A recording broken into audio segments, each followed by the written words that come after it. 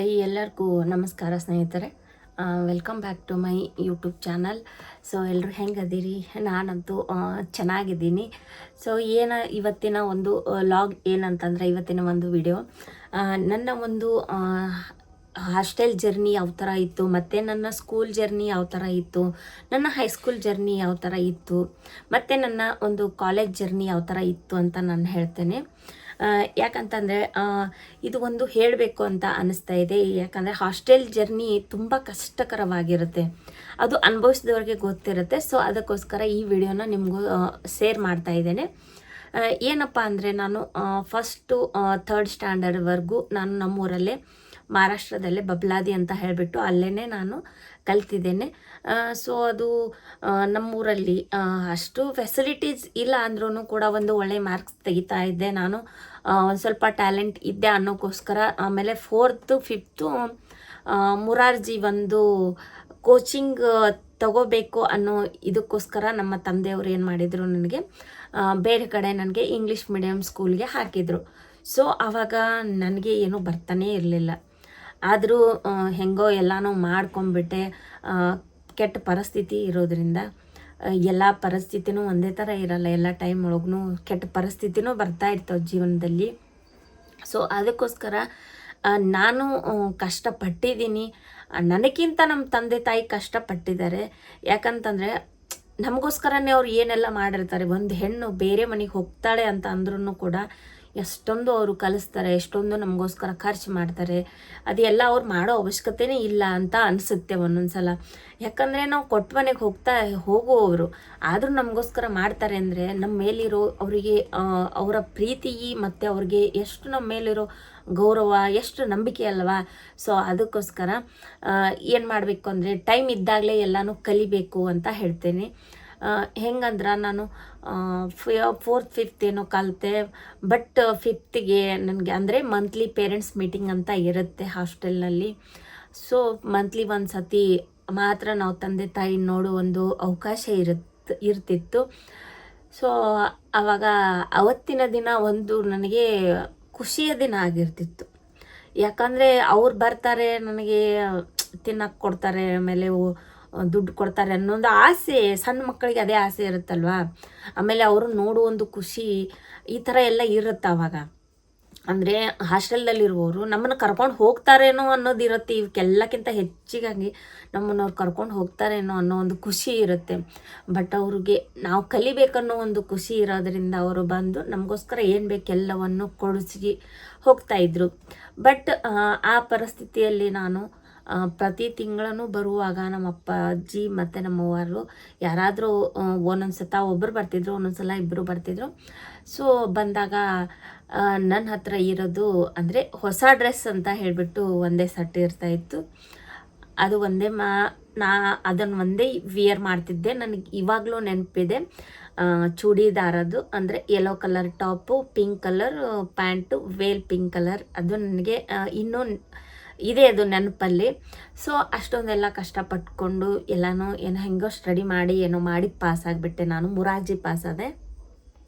So Morarji pass ಆದಮೇಲೆ ನಾನು 5th to 10thವರೆಗೂ ಮುಧೋಳಲ್ಲಿ free ಇತ್ತು ನನಗೆ.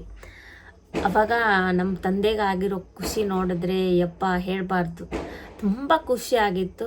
ಸೊ ಮತ್ತೆ ನಾನು ದೂರನೇ ಹೋದೆ ಹಂಗೆ. ಅಂದರೆ ಮೊದಲು 4th 5th ದೂರ ಹೋಗಿದ್ದೆ, ಮತ್ತು 6th ಇಂದ 10thವರೆಗೂ ಮತ್ತೆ ದೂರನೇ ಆಗಿಬಿಟ್ಟೆ ನಾನು ನಮ್ಮ ತಂದೆ ತಾಯಿಯಿಂದ. ಅಲ್ಲಿನೂ ಕೂಡ ಹಾಸ್ಟೆಲ್ ಜೀವನ ಹೆಂಗಿತ್ತಪ್ಪ ಅಂದರೆ ಯಪ್ಪ ಕಷ್ಟ ತುಂಬ. ಹೊರಗಡೆನೂ ಬಿಡ್ತಾ ಇರಲಿಲ್ಲ, ಗೇಟ್ ಒಳಗಡೆ, ಅಲ್ಲಿ ಹಾಸ್ಟೆಲ್ ಒಳಗಡೆ ಇರಬೇಕು. ಸಣ್ಣ ಹುಡುಗರಿಗೆ ಏನಿರುತ್ತೆ, ಹೊರಗಡೆ ಅಡ್ಡಾಡೋದು ಇದೇ ಇರುತ್ತಲ್ವ. ಸೊ ಅದೇ ಇರ್ತಾ ಇತ್ತು ನಮಗೂ ಕೂಡ. ಸೊ ಎಲ್ಲನೂ ಹಾಗೆ ಅಂದರೆ ಅವ್ರು ಯಾವಾಗ ಬರ್ತಾರೆ ಅಂತ ಕಾಯ್ತಾ ಇದ್ದೆ. ಅವರು ಬರೋದಕ್ಕೆ ನನಗೆ ತುಂಬ ದೂರ ಇತ್ತು ಮುಧೋಳು ಮತ್ತು ನಮ್ಮ ತಂದೆಯವರು ಊರು. ಸೊ ಅವರು ಯಾವಾಗಾದರೂ ಒಂದು ಸಲ ಬರ್ತಾಯಿದ್ರು. ಅಲ್ಲಿ ಪೇರೆಂಟ್ಸ್ ಮೀಟಿಂಗ್ ಅಂತ ಏನಿರಲಿಲ್ಲ, ಯಾವಾಗೋ ಒಂದು ಸಲ ಬರ್ತಾಯಿದ್ರು.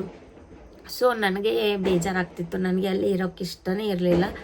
ಆಮೇಲೆ 9th 10th ಇದ್ದಾಗ ಸ್ವಲ್ಪ ಇರಬೇಕು ಅಂತ ಅನಿಸಿತ್ತು. ಆದರೂ ಏನಪ್ಪ ಯಾವಾಗ ಮುಗಿದ್ಬಿಡುತ್ತೆ ಅನ್ನೋ ಒಂದು ಇದರಲ್ಲಿ ಇದ್ದಿದ್ದೆ. ಸೊ ಯಾರ ಕಾಲ್ ಮಾಡಿದ್ರೆ ಸಾಕು ತುಂಬ ಖುಷಿ ಆಗೋದು. ನಮ್ಮ ಹಾಸ್ಟೆಲ್ ಮೇಡಮ್ ಫೋನ್ ಅದು ಕೊಟ್ಟಾಗ ಖುಷಿ ಆಗ್ತಾ ಇತ್ತು ನಮಗೆ. ಸೊ ಯಾವಾಗ ಕಾಲ್ ಮಾಡ್ತಾರೆ ಅಂತ ಕಾಯ್ತಾ ಇರ್ತಿದ್ವಿ. ಮಿಸ್ ಕಾಲ್ ಕೊಡೋದೇ ಒಂದು ದೊಡ್ಡ ಟಾರ್ಗೆಟ್ ಆಗಿತ್ತು ನಮಗೆ ಅಲ್ಲಿ. ಸೊ ಮೇಡಮ್ ಹತ್ರ ಕೇಳ್ಕೊಂಬಿಟ್ಟು ನಾವು ಫೋನ್ ತೆಗೆದುಕೊಂಡು ಮಿಸ್ ಕಾಲ್ ಕೊಡೋದು. ಅದು ನಮ್ಮ ಅಪ್ಪಾಜಿ ಒಳ್ಳೆ ವಾಪಸ್ ಒಂದೊಂದ್ಸಲ ಅವಾಗೆ ಹಚ್ತಿದ್ರು, ಒಂದೊಂದ್ಸಲ ಆಮೇಲೆ ಹಚ್ಚುತ್ತಿದ್ರು. ಸೊ ಟೈಮ್ ಅನ್ನೋದು ಹೆಂಗಿರುತ್ತೆ ಅಂತಂದರೆ ತುಂಬ ಕಷ್ಟ ಇರುತ್ತೆ ರೀ ಜೀವನ ಅನ್ನೋದು. ಸೊ ಅದಕ್ಕೋಸ್ಕರ ಇದ್ದಾಗನೇ ಜೀವನನ ಎಲ್ಲರೂ ಉಪಯೋಗ ಮಾಡಿಕೊಳ್ಳಿ ಅಂತ ನಾನು ಹೇಳೋಕ್ಕೆ ಇಷ್ಟಪಡ್ತೀನಿ. ಬಟ್ ಹಾಸ್ಟೆಲ್ ಜೀವನ ತುಂಬ ಕಷ್ಟ ಇದೆ. ಬಟ್ ಹಾಸ್ಟೆಲ್ಗೆ ಹೋಗಬೇಡಿ ಅಂತ ನಾನು ಹೇಳ್ತಾ ಇಲ್ಲ, ಮಕ್ಕಳಿಗೆ ಹಾಸ್ಟೆಲ್ಗೆ ಹಾಕಬೇಡಿ ಅಂತಲೂ ನಾನು ಯಾರಿಗೂ ಹೇಳ್ತಾ ಇಲ್ಲ. ಸೊ ತಂದೆ ತಾಯಿಯಿಂದ ಆಗೋ ಒಂದು ದೂರ ಅನ್ನೋದು ಏನು ಡಿಸ್ಟೆನ್ಸ್ ಇದೆಯೋ ಅದು ತುಂಬ ಮನಸ್ಸಿಗೆ ನೋವಾಗುತ್ತೆ. ಬಟ್ ಆಮೇಲೆ ಏನಾಗುತ್ತೆ ಅಂದರೆ ತಂದೆ ತಾಯಿಯಿಂದ ಮಕ್ಕಳು ದೂರ ಇರೋಕ್ಕೆ ಒಂಥರ ಅವರಿಗೆ ಅಟ್ಯಾಚ್ಮೆಂಟೇ ಇರಲ್ಲ. ಸೊ ಹಾಸ್ಟೆಲ್ ಜೀವನನೇ ಅದೇ ಥರ ಇತ್ತು ಏನೋ ಗೊತ್ತಿಲ್ಲ ನನಗೆ. ಬಟ್ ನನಗೆ ಯಾಕೋ ಗೊತ್ತಿಲ್ಲ, ಹಂಗೊಂಥರ ದೂರಪ್ಪ ಅಂಥೇಳಿ ಫೀಲ್ ಅನ್ನಿಸ್ಬಿಡುತ್ತೆ. ನಮ್ಮವರು ಅಂತ ನನಗೆ ಫೀಲೇ ಬರಲ್ಲ ಜಾಸ್ತಿ. ಅದು ಏನೋ ದೂರ ಆಗಿಬಿಟ್ಟಿದ್ದೀನಲ್ಲ ಸಣ್ಣವಳಿದ್ದಾಗಿಂದನೂ ಅದೇ ಹಣೆ ಬರೋಣ. ಬಟ್ ನಾನು ಅವಾಗೂ 10th ಅಷ್ಟೇ ಅಲ್ಲೇ ಫಸ್ಟ್ ಇಯರ್ ಸೆಕೆಂಡ್ ಇಯರ್ ಕೂಡ ಮತ್ತೆ ನಾನು ಬೇರೆ ಕಡೆನೇ ಇದ್ದೆ ಅಲ್ವಾ. ಸೊ ಹಾಗಾಗಿ ನಾನು ಅವರಿಂದ ದೂರನೇ ಉಳ್ಕೊಂಡು ಬಿಟ್ಟೆ. ಸೊ ಆ ಒಂದು ಬೇಜಾರು, ಆ ಒಂದು ನೋವು ನನಗಿನ್ನೂ ಕಾಡ್ತಾ ಇದೆ. ಸೊ ಒಂದು ಏನಪ್ಪ ಅಂದ್ರೆ ಹಾಸ್ಟೆಲ್ದಾಗಿನ ಜೀವನ ಇರಬೇಕು, ಬಟ್ ಅದೇ ಕಂಟಿನ್ಯೂ ಆಯಿತು ಅಂದರೆ ಒಂಥರ ಮನಸ್ಸಿಗೆ ನೆಮ್ಮದಿನೇ ಇರಲ್ಲ. ಸೊ ನನಗಂತೂ ತುಂಬ ಅದರಿಂದ ಬೇಜಾರಿದೆ. ಸೊ ಆಮೇಲೆ ಎಲ್ಲ ಸರಿ ಹೋಯಿತು. ಇವಾಗ ನಾನು ಏನಂತಂದರೆ ಫಸ್ಟ್ PUC ಸೆಕೆಂಡ್ PUC ಮುಗಿಸಿದೆ ವಿಜಾಪುರಲ್ಲಿ.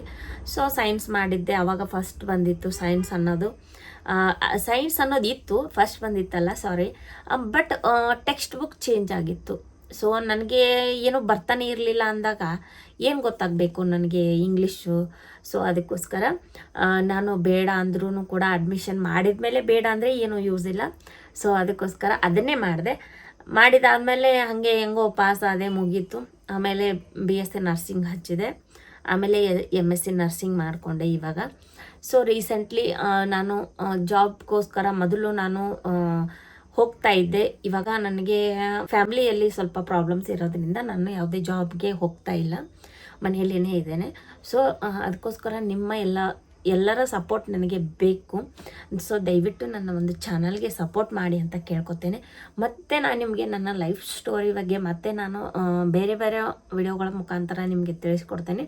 ಇದು ನನ್ನ ಒಂದು ಹಾಸ್ಟೆಲ್ ಜೀವನನೇ ಅಂತ ಹೇಳ್ಬೋದು. ಸೊ ಒಂದು ಜೈಲ್ ಅಂದಂಗೆ ನನಗೆ ಆಗಿಬಿಟ್ಟಿತ್ತು. ಬೇರೆ ಎಕ್ಸ್ಪೀರಿಯನ್ಸ್ ನನಗೆ ಗೊತ್ತಿಲ್ಲ, ಬಟ್ ನನ್ನ ಎಕ್ಸ್ಪೀರಿಯನ್ಸ್ನ ನಾನು ನಿಮ್ಮ ಹತ್ರ ಶೇರ್ ಮಾಡ್ಕೊಂಡಿದ್ದೇನೆ. ಸೊ ದಯವಿಟ್ಟು ನನ್ನ ಚಾನಲ್ ಸಬ್ಸ್ಕ್ರೈಬ್ ಮಾಡ್ಕೊಳ್ಳಿ, ಹಾಗೆ ಒಂದು ಲೈಕ್ ಕೊಡಿ, ಹಾಗೆ ಒಂದು ಕಮೆಂಟ್ ಮಾಡಿ ಅಂತ ಹೇಳ್ತಾ ಇವತ್ತಿನ ಒಂದು ವಿಡಿಯೋನ ಇಲ್ಲಿಗೆ ಮುಗಿಸ್ತಾ ಇದ್ದೇನೆ. ಮತ್ತು ನಾನು ನಿಮಗೆ ಮುಂದಿನ ವಿಡಿಯೋದಲ್ಲಿ ಸಿಗ್ತೇನೆ. ಅಲ್ಲಿವರೆಗೂ ಬೈ ಫ್ರೆಂಡ್ಸ್.